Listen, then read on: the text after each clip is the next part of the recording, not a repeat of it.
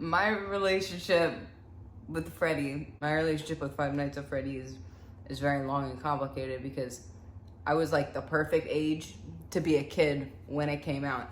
It was October 2014. I was in 7th grade in New York. I was in a club. It was like a writing club, okay? It was like a writing club. We wrote stories, different things, and some kid submitted, he'd basically written a Five Nights at Freddy's he'd basically written a Five Nights at Freddy's fan fiction and submitted it to the school. It wasn't like weird or anything. It was good. It was just like a take on the perspective of who you play as.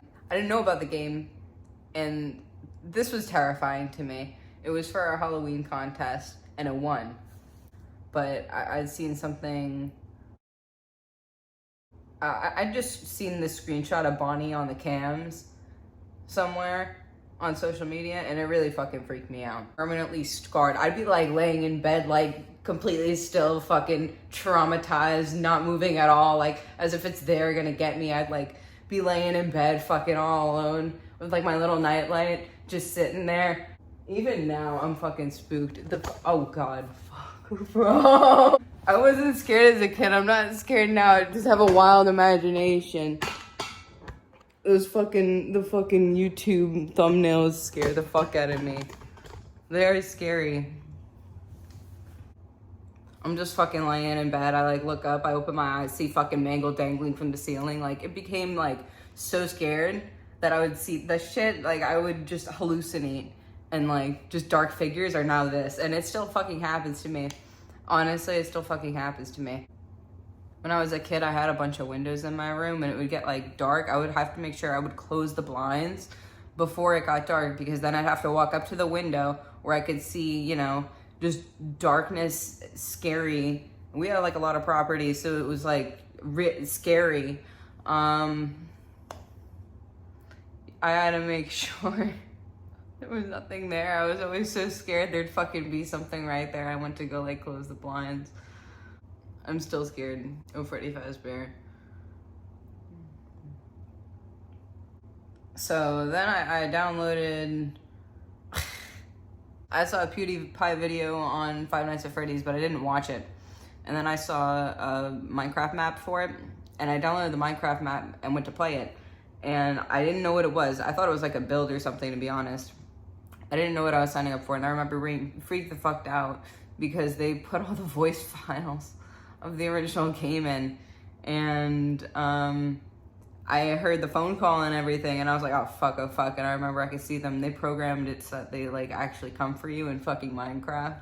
So I played that shit and it freaked me out, and then I actually watched a video on it, and then I put all, like, I was taking in all of these things as like separate events when they were actually the same thing, and then I was like, oh, this is Five Nights at Freddy's. I actually found out what it is, and by the time the second game had already come out.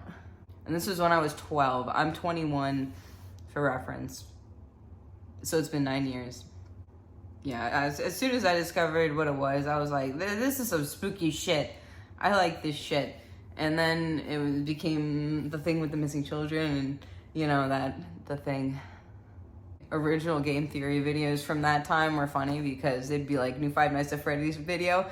Everything we said about this one was completely wrong because we found a little tiny detail that completely fucking derails this one. And then there was Springtrap. I remember like being disappointed. I'm like, damn, there's only one dude for the third one. Why is there only one dude? I thought all the games were gonna like be the same after that, and it was interesting because my family was moving at the time. The bedroom where I stayed temporarily for that summer after the 4th game came out, which is the one where you're in the room and there's all the nightmare versions of the animatronics. The room I was staying in actually had the exact layout of the room of that game. So I felt like I was in it because my closet looked exactly the same. It was in front of my bed like that, and I had a door to the right, not to the left, but a door to the right. And yeah, it was exactly like it. Yeah, it was terrifying. All the nightmare animatronics just scary as fuck, and I was like, oh yeah, this room I'm not having a good time right now.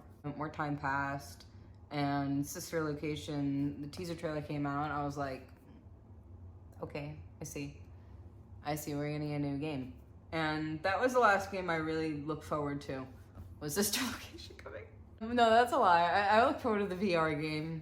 I know the real reason I decided to obsess over Five Nights at Freddy's is because anytime I would be fucking dragged to Chuck E. Cheese, I would never fucking want to go because I would be scared the fuck of the fucking robot. There's a lot of scary memories.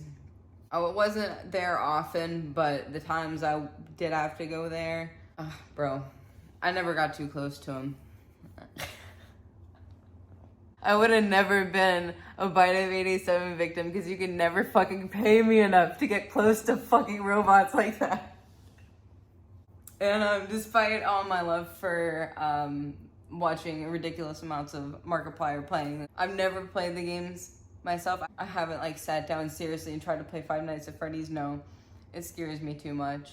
So I don't play any of the games unless it's Sister Location, which doesn't scare, it does scare me.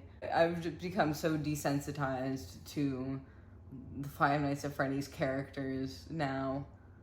They don't haunt me. I don't know why I have to watch Five Nights at Freddy's videos every day.